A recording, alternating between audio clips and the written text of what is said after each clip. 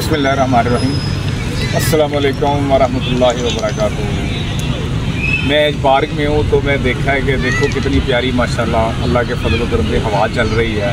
ये पौधे हैं, पीछे हमारे आपको मस्जिद नज़र आ रही है।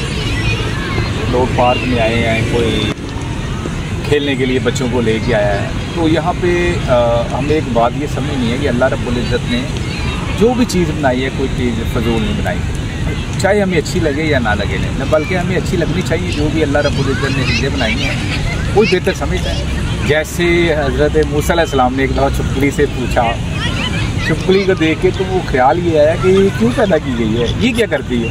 तो अल्लाह रब्बुल इज़्ज़त से पूछा कि अल्लाह ताला आपने छिपकली को क्यों पैदा किया, लिज़र्ड को।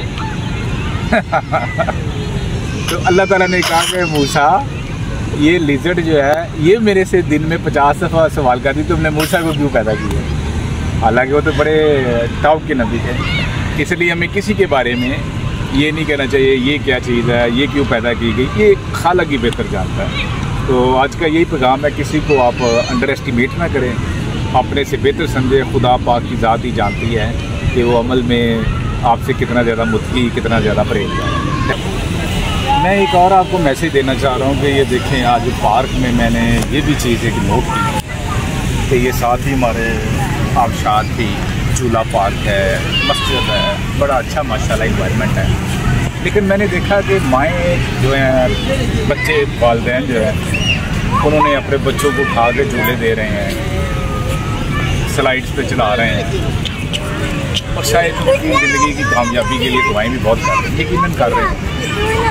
एक मैंने ये भी देखा कि जैसे वो बच्चा कोई स्लाइड पे चढ़ा है, उसकी जो वालिदा है वो शायद वो आयत कुर्सी पढ़ना शुरू हो, तो देखो कितनी तो माँ बाप बच्चों को लेके आए। लेकिन यही जब बच्चे बड़े हो जाते हैं, मैं सबकी बात नहीं कर रहा, तो कितने ज़्यादा बदतमीज़ हो जाते हैं, कैसे माँ को गोलियाँ डालते हैं, बाप को गोलियाँ डालते हैं।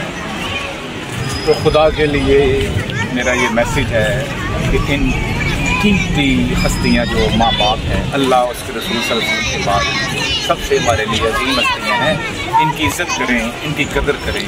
जब ये चले जाती हैं अल्लाह के पास तो फिर इंसान सोचता रहता है, उसके पास ज़िंदगी में कुछ नहीं रहता। वो काश कहता है कि अच्छा यार, वो फिर मेमोरीज़ उसको सारी रिकॉल करता है, छोटी बड़ी, लेकिन उसके पास मेमोरीज़ के अलावा, यादों के अलावा कुछ नहीं होता। मैं तो इस हाथ में भी हूँ कि आप अपनी जो वालिदा है या जो आपकी मदर है, अम्मा है, उसकी जूती को जुतड़ी भी ना कहें, यानी कि उसकी जूती की भी तो ना करें। रोज़ाना उसके लिए दुआ किया करें कि रब्बिर हमहुमा कमा रब्बयानी सगीरा, अल्लाह रब्बुल इज़्ज़त उसके ऊपर रहम फरमा, मेरी माँ के ऊपर।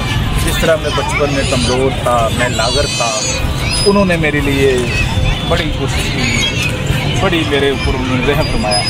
तो अल्लाह ताला आज वो कमज़ोर हो गई है, मैं कमज़ोर हो गया। मैं यहाँ पे एक और बात जिक्र करना चाह रहा था कि एक बहुत बड़े मौलाना साहब थे, तो उनके अब्बा जी को ब्लड प्रेशर की शिकायत हो गई। डॉक्टर ने उनको नमक मना कर दिया, लेकिन वो ज़िद बड़ा कर रहे थे। हाँ, वो चूँकि खुद बहुत बड़ा आलिम दीन था, वो बड़ा परेशान हो गए, तो उन्होंने फिर किसी डॉक्टर के पास गया। डॉक्टर भी उस वक्त के बड़े वली अल्लाह थे। उन्होंने ये कहा कि मौलाना साहब, आप अपने बाप को इनकार नहीं कर सकते। वो कहते फिर मैं क्या करूं, ये तो जहर है इनके लिए। तो फरमाया कि जब भी वो आपसे बात करें कि मुझे नमक डाल के दो, आप एक ज़र्रा पकड़ के उसमें डाल दें, लेकिन आप इनकार नहीं कर सकते। आप अंदाज़ा करें कि कितनी बड़ी कुरान मजीद में फजीलत है। तो फिर नमाज का टाइम हो गया, नमाज पढ़ने के बाद फिर इंशाअल्लाह ताला अगली बात करता हूँ। थैंक यू, अल्लाह हाफ़िज़।